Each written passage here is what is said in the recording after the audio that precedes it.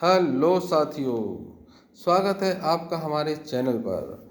आज हम आपके लिए लेकर आए हैं हिंदी वर्णमाला के बहुत ही महत्वपूर्ण प्रश्न।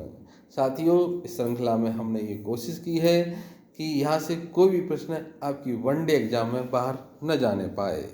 साथियों, अधिक समय खराब नहीं करते हैं, चलते हैं अपने प्रश्नों पर। आपका पहला प्रश्न है, वर्ण किसे कहते हैं? पहला ऑप्शन है इसका शब्दों को, दूसरा है ध्वनि को, तीसरा है शब्द समूह को और चौथा है अखंडित शब्द को। इसका आपका दूसरा विकल्प सही होगा, ध्वनि को। श्रृंखला का अगला प्रश्न है, हिंदी वर्णमाला में अयोग्य वर्ण कौन से होते हैं? पहला विकल्प है आ, दूसरा विकल्प है ओ औ, तीसरा विकल्प है ए और चौथा विकल्प है अंग है।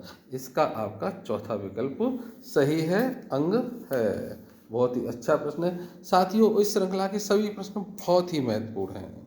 श्रृंखला का अगला प्रश्न है, निम्न में लघु स्वर नहीं है। साथियों, लघु स्वर और इसको हम हृस्व स्वर भी कहते हैं। इसका आपका पहला विकल्प है अ, दूसरा विकल्प है औ, तीसरा विकल्प है ई और चौथा विकल्प है उ।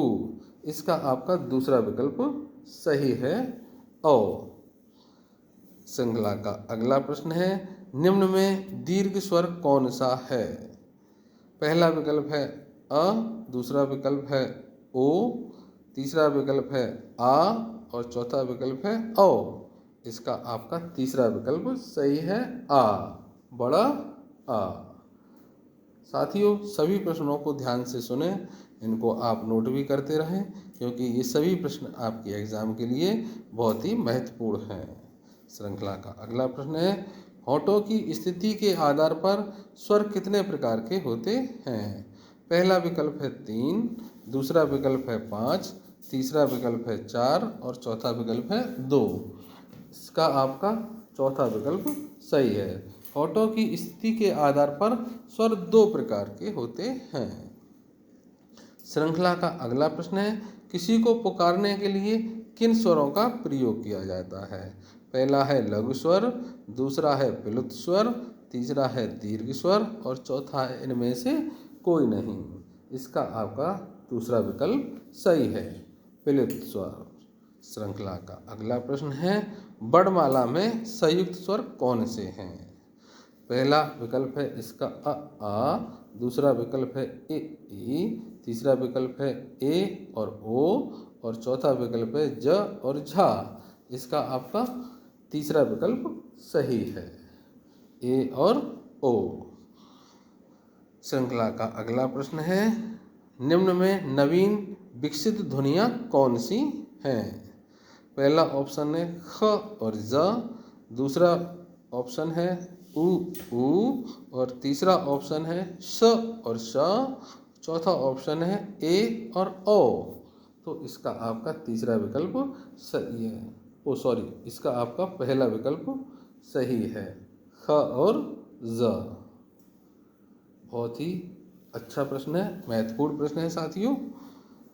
श्रृंखला का अगला प्रश्न, स श श ह कौन से व्यंजन हैं? पहला ऑप्शन है इसका प्रकम्पी, दूसरा है स्पर्शी, तीसरा विकल्प है संघर्षी और चौथा है स्पर्श संघर्षी। इसका आपका तीसरा विकल्प सही है, संघर्षी। संघर्षी व्यंजन होते हैं स श श ह। अगला प्रश्न है, निम्न में से महाप्राण वर्ण कौन से हैं? पहला विकल्प है क और च, दूसरा है ख और घ, तीसरा है त और द और चौथा है य और रा। इसका आपका दूसरा विकल्प सही है। प्रत्येक वर्ग के दूसरे और जो चौथे अक्षर होते हैं वो महाप्राण होते हैं। श्रृंखला का अगला प्रश्न है, हिंदी वर्णमाला में संयुक्ताक्षर कौन से हैं?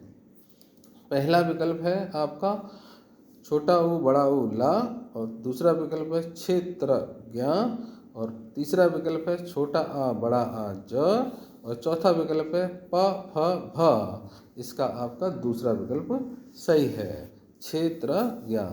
साथियों, ये वो अक्षर हैं जो 2 अक्षरों से मिलकर बने होते हैं, जैसे 6 शब्द है वो का से और सा से मिलकर के बना होता है। इसी प्रकार से त्रा शब्द है वो ता से और रा से मिलकर के बना होता है। और जो ज्ञा अक्षर है वो जा से और ऊ से मिलकर के बना होता है। अगला श्रृंखला का अगला प्रश्न है, कौन से वर्णों का उच्चारण स्वर और व्यंजन के बीच माना गया है? पहला विकल्प है ऊष्म, दूसरा है अनुस्वार, तीसरा है अंतस्थ और चौथा है अयोग्यवाह। इसका आपका तीसरा विकल्प सही है। स्वर और व्यंजन के बीच अंतस्थ व्यंजन को माना गया है। श्रृंखला का अगला प्रश्न है, जिन शब्दों के अंत में अ आता है उन्हें क्या कहते हैं? पहला विकल्प है अनुस्वार, दूसरा है अयोग्यवाह, तीसरा है अंतस्थ और चौथा है अकारांत। साथियों, इसका आपका चौथा विकल्प सही है।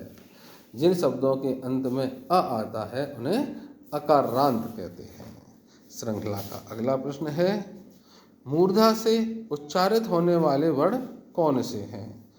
पहला विकल्प है क वर्ग, दूसरा है च वर्ग, तीसरा है ट वर्ग और चौथा है प वर्ग। इसका आपका तीसरा विकल्प सही है, ट वर्ग।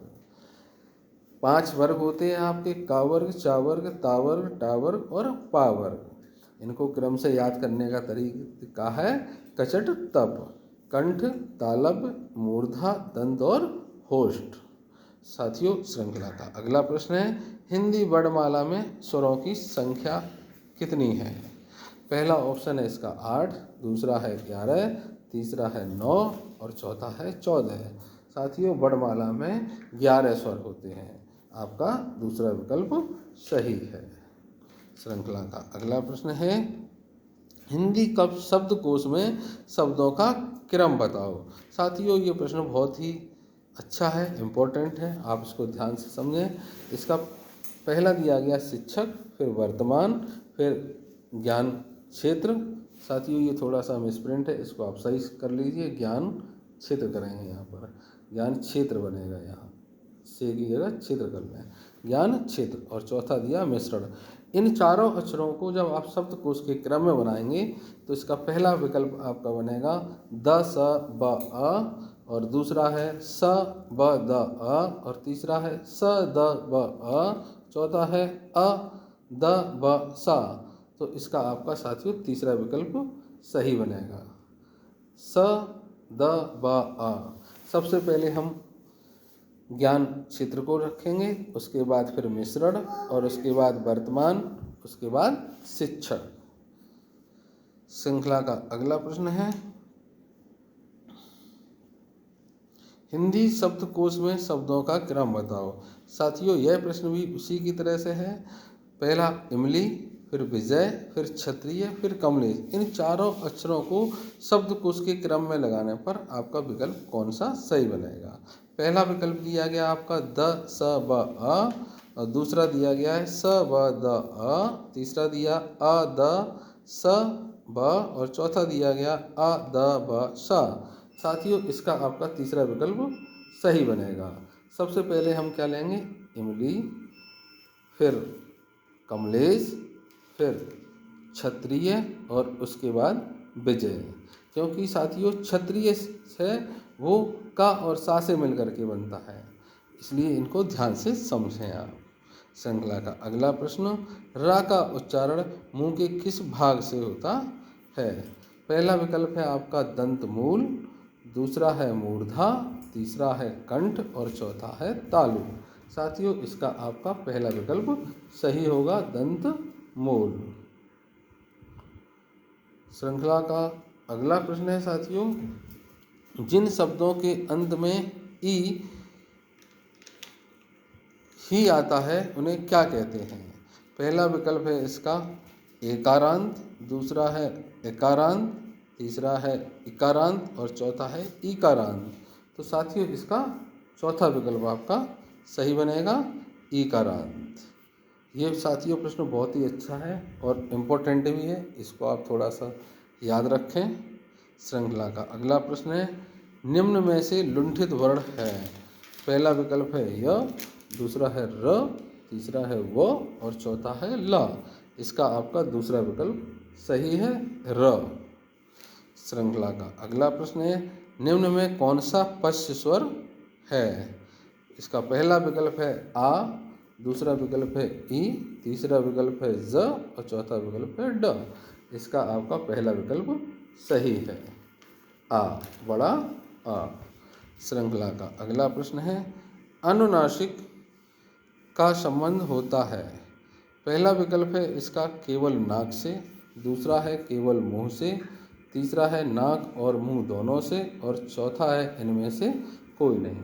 इसका आपका तीसरा विकल्प सही है, नाक और मुंह दोनों से।